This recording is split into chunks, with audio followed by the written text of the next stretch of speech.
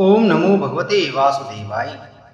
प्रिय भक्तगणों, आज की कथा में हम श्रवण करेंगे पितृपक्ष श्राद्ध पक्ष में गरुड़ पुराण के 16वें अध्याय की कथा, जिसमें हम श्रवण करेंगे मनुष्य शरीर प्राप्त करने की महिमा। धर्माचरण ही मुख्य कर्तव्य। शरीर और संसार की दुख रूपता तथा नश्वरता मोक्ष धर्म निरूपण। गरुड़ जी ने कहा, हे दया सिंधु, अज्ञान के कारण जीव जन्म मरण रूपी संसार चक्र में पड़ता है, यह मैंने सुना है। अब मैं मोक्ष के सनातन उपाय को सुनना चाहता हूँ। हे भगवान, हे देव देवेश, हे शरणागत वत्सल, सभी प्रकार के दुखों से मलिन तथा सार रहित इस भयावह संसार में अनेक प्रकार के शरीर धारण करके अनंत जीव राशियां उत्पन्न होती हैं और मरती हैं, उनका कोई अंत नहीं है। ये सभी सदा दुख से पीड़ित रहते हैं, इन्हें कहीं सुख नहीं प्राप्त होता। हे मोक्षेश, हे प्रभु, किस उपाय से करने से इन्हें इस संस्कृति चक्र से मुक्ति प्राप्त हो सकती है, इसे आप मुझे बताएं। श्री भगवान ने कहा, हे ताक्ष, तुम इस विषय में मुझसे जो पूछते हो मैं बतलाता हूं, सुनो।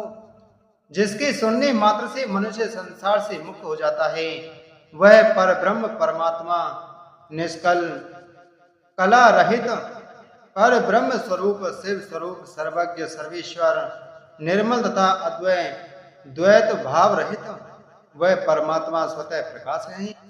अनादि अनंत निर्विकार परात्पर निर्गुण और सत्य चित आनंद स्वरूप है। यह जीव उसी का अंश है। जैसे अग्नि से बहुत से स्फुलिंग अर्थात चिंगारियां निकलती हैं, उसी प्रकार अनादिकालीन अविद्या से युक्त होने के कारण अनादिकाल से किए जाने वाले कर्मों के परिणाम स्वरूप देह आदि उपाधि को धारण करके जीव भगवान से पृथक हो गए हैं। वे जीव प्रत्येक जन्म में पुण्य और पाप रूप सुख दुख प्रदान करने वाले कर्मों से नियंत्रित होकर तत्तः जाति के योग से देह शरीर आयु और कर्मानुरोधी भोग प्राप्त करते हैं। हे खग, इसके पश्चात भी पुनः वे अत्यंत सूक्ष्म लिंग शरीर प्राप्त करते हैं और यह क्रम मोक्ष पर्यंत स्थित रहता है।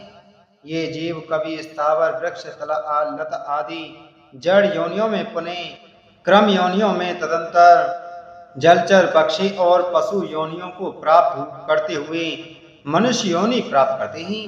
फिर धार्मिक मनुष्य के रूप में और पुनः देवता तथा देव योनि के पश्चात क्रमश मोक्ष प्राप्त करने के अधिकारी होते हैं। उद्विज, स्वेदज और पिंडज जरायुज, इन चार प्रकार के शरीरों को सहस्त्रों बार धारण करके उनसे मुक्त होकर सुकृत वश पुण्य प्रभाव से जीव मनुष्य शरीर प्राप्त करता है और यदि वह ज्ञानी हो जाए तो मोक्ष प्राप्त कर लेता है। जीवों की 84 लाख योनियों में मनुष्य योनि के अतिरिक्त अन्य किसी भी योनि में तत्व ज्ञान प्राप्त नहीं होता। पूर्वोक्त विभिन्न योनियों में हजारों हजार करोड़ों बार जन्म लेने के अनंतर उपार्जित पुण्य पुंज के कारण कदाचित मनुष्य योनि प्राप्त होती है। मोक्ष प्राप्ति के लिए सोपान भूत यह दुर्लभ मनुष्य शरीर प्राप्त करके इस संस्कृति चक्र से जो अपने को मुक्त नहीं कर लेता, उससे अधिक पापी और कौन होगा। उत्तम मनुष्य शरीर में जन्म प्राप्त करके और समस्त सौष्ठव संपन्न अविकल इंद्रियों को प्राप्त करके भी जो व्यक्ति अपने हित को नहीं जानता, वह ब्रह्म घातक होता है। शरीर के बिना कोई भी जीव पुरुषार्थ नहीं कर सकता, इसलिए शरीर और धन की रक्षा करता हुआ इन दोनों से पुण्योपार्जन करना चाहिए। मनुष्य को सर्वदा अपने शरीर की रक्षा करनी चाहिए, क्योंकि शरीर सभी पुरुषार्थों का एकमात्र साधन है, इसलिए उसकी रक्षा का उपाय करना चाहिए। जीवन धारण करने पर ही व्यक्ति अपने कल्याण को देख सकता है। गांव, क्षेत्र, धन, घर और शुभाशुभ कर्म पुनः पुनः प्राप्त हो सकते हैं, किंतु मनुष्य शरीर पुनः पुनः प्राप्त नहीं हो सकता। इसलिए बुद्धिमान व्यक्ति सदा शरीर की रक्षा का उपाय करते हैं। कुष्ठ आदि रोगी भी अपने शरीर को त्यागने की इच्छा नहीं करते। शरीर की रक्षा धर्माचरण के उद्देश्य से और धर्माचरण ज्ञान प्राप्ति के उद्देश्य से ज्ञान, ध्यान एवं योग की सिद्धि के लिए और फिर ध्यान योग से मनुष्य अविलंब मोक्ष प्राप्त कर लेता है। यदि मनुष्य स्वयं ही अपनी आत्मा का अहित से निवारण नहीं कर लेता तो आत्मा का दूसरा कौन हितैषी होगा जो आत्मा को तारेगा। जो जीव मनुष्य के शरीर में रहकर इसी जन्म में नरक रूपी व्याधि की चिकित्सा नहीं कर लेता, वह परलोक में जाने पर जहां औषध नहीं प्राप्त है, नरक व्याधि से पीड़ित होने पर फिर क्या कर सकेगा। वृद्धावस्था वागिन के समान सामने खड़ी है। फूटे हुए घड़े के गिरने वाले जल की भांति प्रति क्षण आयु समाप्त होती जा रही है। रोग शत्रु की भांति प्रहार कर रहे हैं। अतः श्रेय प्राप्ति के लिए जीव को अभ्यास करना चाहिए। जब तक दुख प्राप्त नहीं होता तब तक आपत्तियों घेर नहीं लेती और जब तक इंद्रियों में वैकल्य शिथिलता नहीं आ जाता तब तक श्रेय प्राप्ति के लिए जीव को प्रयास करते रहना चाहिए। जब तक यह शरीर है तभी तक तत्व ज्ञान का अभ्यास करना चाहिए। भवन में आग लग जाने पर कौन ऐसा दुर्बुद्धि मनुष्य है जो कुआं खोदना प्रारंभ करता है। बहुवेद सांसारिक कार्य प्रपंचों में व्यस्त रहने के कारण काल का ज्ञान नहीं होता। यह कलेश की बात है कि मनुष्य अपने सुख दुख और हित की बात को नहीं समझता। संसार में जीवों को उत्पन्न होते हुए, रोग आदि से दुखी होते हुए, मृत्यु प्राप्त करते हुए और आपत्तिग्रस्त तथा दुखी देखकर भी सांसारिक मनुष्य मोह रूपी मदिरा को पीकर कभी भी भयभीत नहीं होता। भौतिक संपत्ति स्वप्न के समान नश्वर क्षण भंगुर है। यौवन भी पुष्प के समान मुरझा जाने वाला है। आयु बादलों में चमकने वाली बिजली के समान चंचल है। यह सब जानते हुए भी मनुष्य को कैसे धैर्य हो सकता है। एक तो मनुष्य की 100 वर्ष की आयु ही बहुत थोड़ी है, उसमें भी निंद्रा और आलस्य के वशीभूत होकर उसका आधा भाग बीत जाता है और जो शेष है वह भी बाल्यावस्था, रोग और जरा में होने वाले दुख से चला जाता है और जो थोड़ा बचा है वह भी निष्फल ही बीत जाता है। प्रारंभ करने वाले कार्य के लिए विषय में जो उद्योग नहीं करता और जहाँ ब्रह्म चिंतन आदि में जागरूक रहना चाहिए वहां वह सोता रहता है। इसके विपरीत जहाँ सदा सदा भय विद्यमान है उस संसार में वहां वह विश्वत है। ऐसा जो मनुष्य है वह अभागा क्यों नहीं मारा जाएगा। जल में उठने वाले फैन के समान अतीव क्षण भंगुर देह को प्राप्त करके जीवात्मा उसमें स्थित रहता है। यह शरीर ही उसके प्रिय संवास के रूप में प्रतीत होता है, किंतु इस अनित्य शरीर में जीवात्मा निर्भय होकर कैसे रह सकता है। जो अहित करने वाली विषय भोगों में ही हित बुद्धि रखता है तथा अनिश्चित पुत्र कलय देह गेह आदि को स्थायी समझता है और भौतिक धन संपत्ति आदि अनर्थकारी वस्तुओं में जो अर्थ बुद्धि रखता है वह अपने परमार्थ को नहीं जानता। जो यह जगत किसी का नहीं हुआ ऐसा देखते हुए भी गिर रहा है और आत्मज्ञान विषयक वचनों को सुनते हुए भी जिसे बोध नहीं होता, पढ़ करके भी उसका अर्थ नहीं समझता। ऐसा इसलिए होता है कि जीव भगवान की माया से मोहित है। मृत्यु, रोग और जग रूपी ग्राहों के द्वारा गंभीर काल सागर में डूबते हुए इस जगत को कोई नहीं जान पाता। प्रतिक्षण क्षीण होते हुए भी इस काल की सूक्ष्म गति को जीव वैसे ही नहीं जान पाता जैसे कच्चे घड़े में स्थित जल के विलगित होने का ज्ञान नहीं हो पाता। कदाचित वायु का बांधना संभव हो सकता है, आकाश को खंड खंड करने की तरंगों के गुंफन की कल्पना भी संभव हो सकती है, परंतु आयु के शाश्वत होने की आस्था कथमपि संभव नहीं हो सकती। जिस काल के द्वारा जल जाती है, मेरु पर्वत भी चूर्ण चूर्ण हो जाता है, सागर का जल भी सूख जाता है, उस काल से मनुष्य शरीर की रक्षा की क्या कथा। मेरा पुत्र, मेरी पत्नी, मेरा धन, मेरे बांधव, इस प्रकार मैं कहते हुए मनुष्य रूपी बकरे को हठ पूर्वक काल रूपी भेड़िया मार डालता है। यह मैंने कर लिया, यह करना शेष है, यह दूसरा कार्य भी अभी कुछ करना बाकी है। इस प्रकार की इच्छा से युक्त मनुष्य को यमराज अपने बस में कर लेते हैं। कल किए जाने वाले कार्य को आज, अपराह्न में किए जाने वाले कार्य को पूर्वाह्न में ही कर लेना चाहिए, क्योंकि मनुष्य ने अपना कार्य कर लिया है अथवा नहीं, इसकी प्रतीक्षा मृत्यु नहीं करती। वृद्धावस्था जिसको रास्ता दिखाने वाली है, अत्युग्र रोग ही जिसके सैनिक हैं, ऐसे मृत्यु रूपी शत्रु के तुम सम्मुख स्थित हो, फिर उस प्रबल शत्रु से रक्षा करने वाले परमात्मा की ओर क्यों नहीं देखते, अर्थात उनकी ओर उन्मुख क्यों नहीं होते।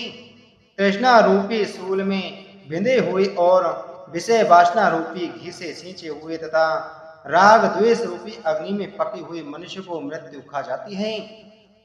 यह जगत ऐसा है कि इसमें मृत्यु बालकों, युवकों, वृद्धों और गृहस्थ जीवों सभी को ग्रस्त लेती है।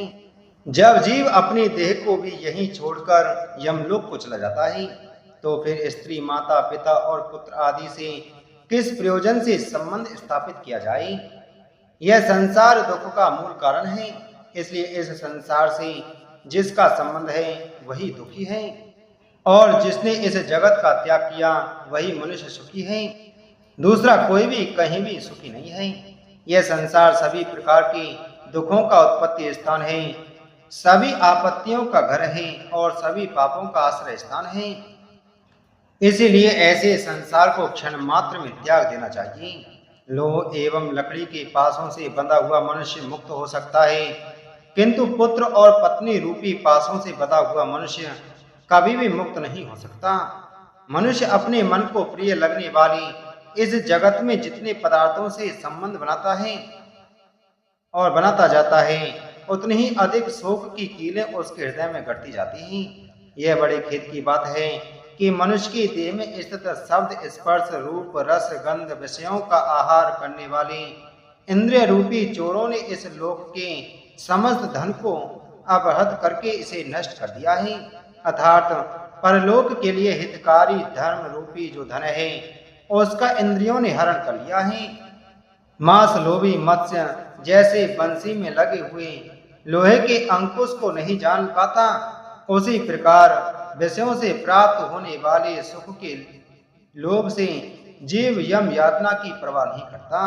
हे गरुण, जो अपने हित और अहित को नहीं जानते, सदा कुमार पर चलने वाले हैं और मात्र पेट भरने में ही जिनका सारा अध्यवसाय रहता है, वे मनुष्य नरकगामी हैं।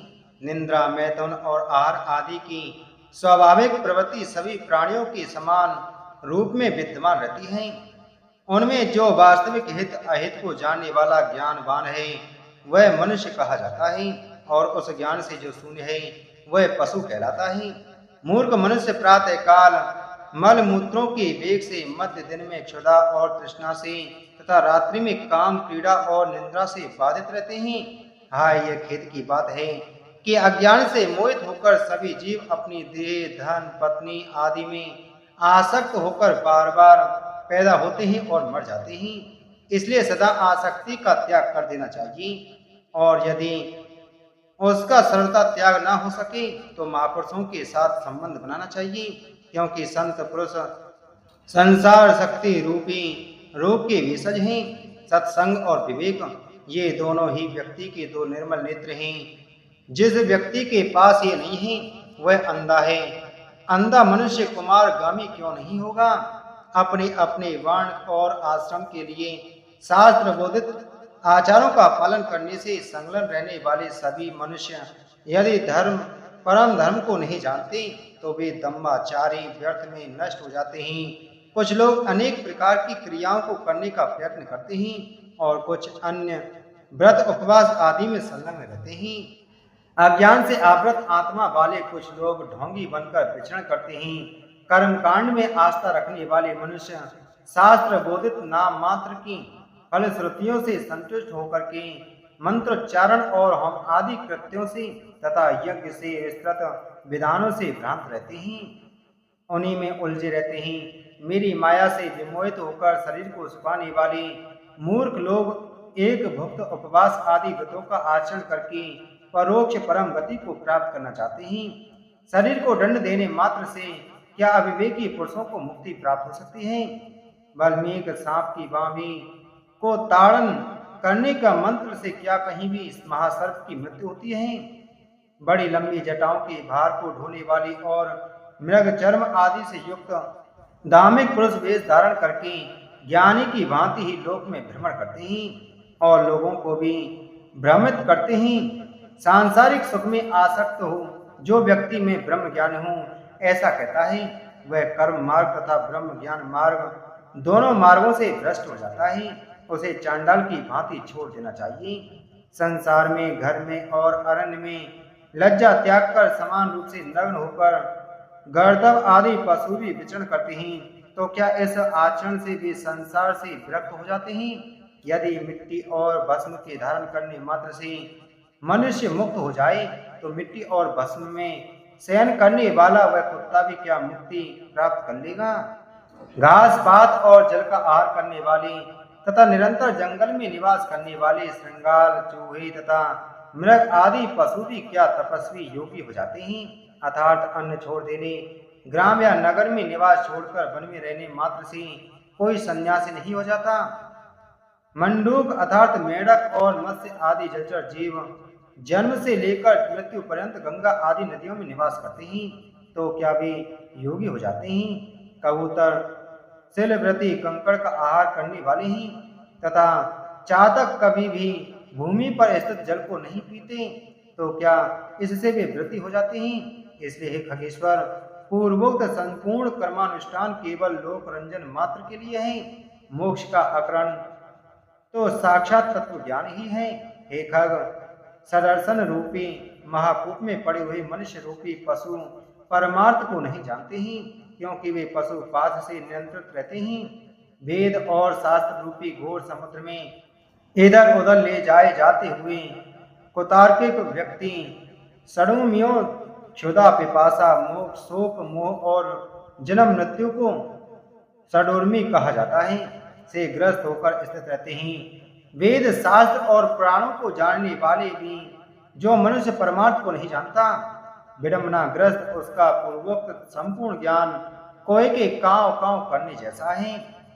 परम तत्व से प्राण मुख जीव यह ज्ञान है, यह ज्ञेय है। इसी चिंता से व्याकुल होकर रात दिन शास्त्रों का अध्ययन करते हैं। काव्योचित अलंकारों से सुशोभित गद्य वाक्य रचना या छंदोबद्ध कविता की रचना करने पर भी विषयोपभोग के प्रति लालायत इंद्रियों वाले तत्व ज्ञान रहित मूढ़ व्यक्ति नाना चिंताओं के कारण दुखी रहते हैं। परम तत्व की प्राप्ति तो अन्य प्रकार से होती है, किंतु लोग अन्य प्रकार के उपाय करके कलेश प्राप्त करते हैं। शास्त्र का भाव तो कुछ और होता है, परंतु वे उसकी व्याख्या कुछ दूसरे प्रकार से करते हैं।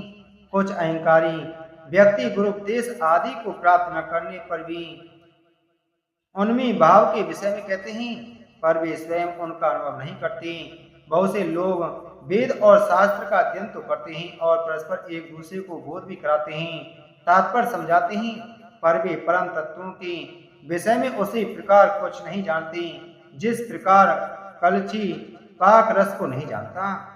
पुष्प को धारण तो सिर करता है, किंतु उस पुष्प की गंध को नासिका ही जानती है। ठीक इसी प्रकार वेद और शास्त्र का अध्ययन में उसी प्रकार भटकता फिरता रह जाता है, जैसे कोई मूर्ख ग्वाला अपनी कोख में बकरे को पकड़े रखने पर भी उसको खोजने के लिए कुएं में देखता है। संसार के मोह का नाश करने के लिए शास्त्र के शब्दों के अर्थ को जानना मात्र पर्याप्त नहीं है। दीपक की बात से कभी अंधकार की निवृत्ति नहीं हो सकती। बुद्धिहीन मनुष्य का पढ़ना अंधे व्यक्ति के दर्पण देखने के समान व्यर्थ है।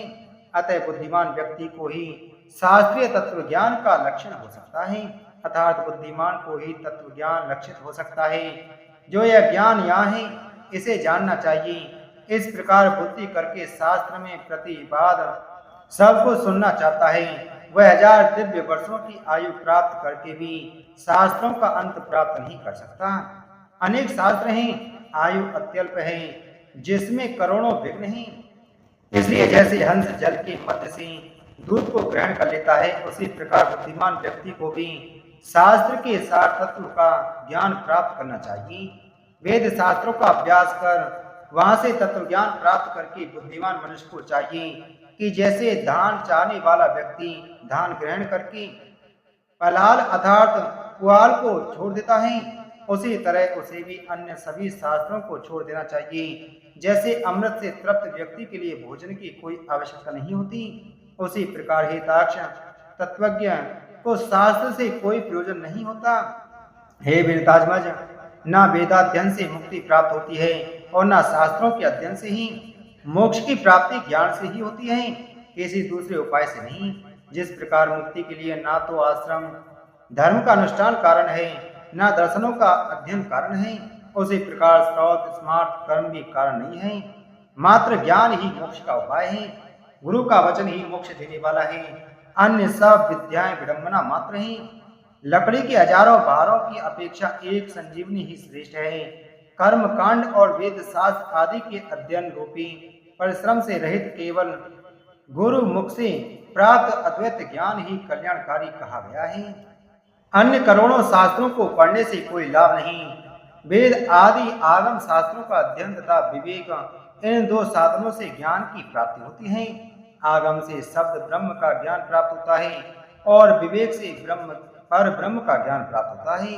कई विद्वान अद्वैत को वास्तविक परम तत्व स्वीकार करते हैं और कुछ अन्य विद्वजन द्वैत तत्व की ही प्रतिष्ठा चाहते हैं, किंतु द्वैत और अद्वैत से पृथक सभी के लिए समान रूप से स्वीकार्य परम तत्व को कोई नहीं जानता।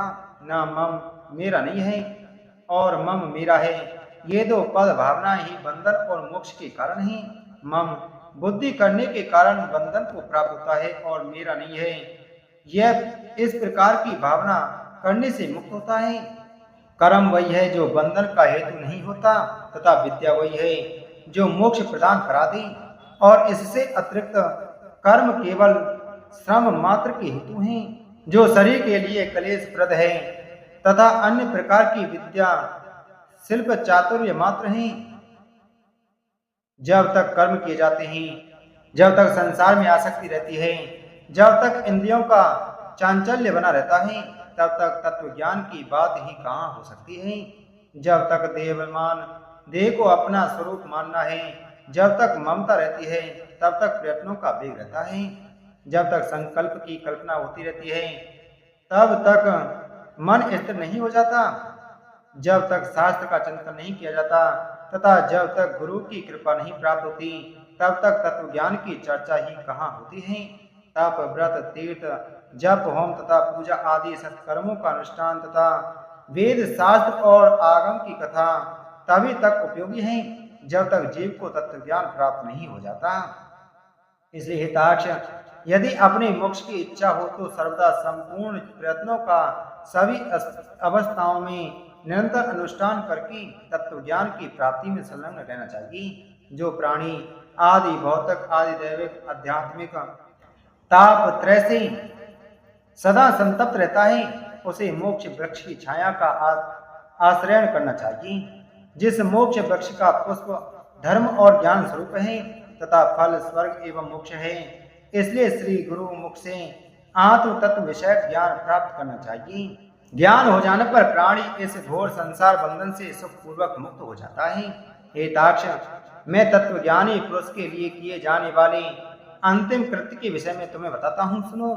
जिस उपाय को करके जीव को ब्रह्म निर्णायक संयक मोक्ष की प्राप्ति होती है, अंतकाल के आ जाने पर पुरुष का भय छोड़कर अनासक्ति रूपी शास्त्र से दिए गए आदि विषयक महत्व को काट डाले, वह धीर पुरुष घर से निकलकर पवित्र तीर्थ के जल में स्नान करके पवित्र और एकांत देश में विधिवत आसन लगाकर बैठ जाए और परम शुद्ध परम तीव्रत ब्रह्माक्षर अर्थात ओंकार का मन से अभ्यास करें तथा ब्रह्म बीज स्वरूप ओंकार का निरंतर स्मरण करके श्वास को जीत कर मन को नियंत्रित करें।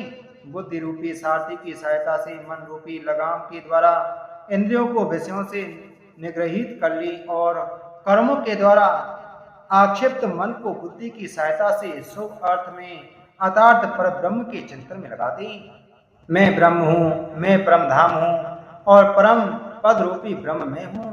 ऐसी समीक्षा करके अपनी आत्मा को निष्कल परमात्मा में लगा दी और ओम इस एकाक्षर ब्रह्म का उच्चारण करता हुआ तथा मेरा स्मरण करता हुआ जो मनुष्य देह त्याग करता है वह इस संसार से तर जाता है और परम गति प्राप्त करता है। मान और मोह से रहित तथा आसक्ति से उत्पन्न होने वाले दोषों को जीत लेने वाले सुख दुख आदि द्वंद्वों से मुक्त ज्ञानी पुरुष उस शाश्वत अविनाशी परम पद को प्राप्त होते हैं।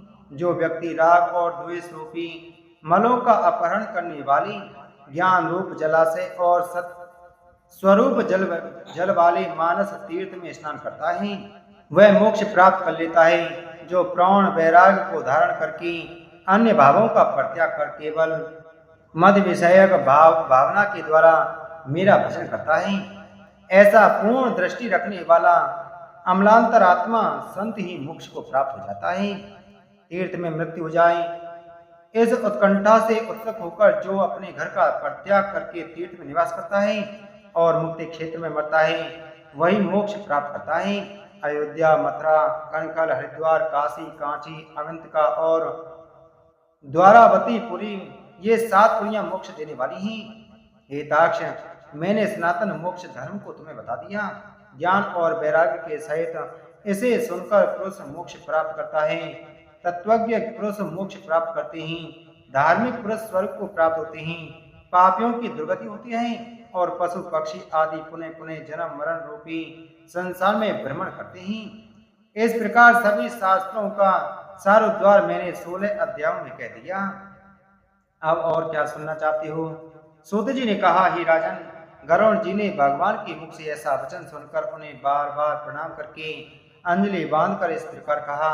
गरुड़ जी ने कहा, हे देवादिदेव भगवान, हे नाथ, हे प्रभु, अपने अमृतमय वचनों को सुनाकर आपने मुझे भवसागर से तार दिया है।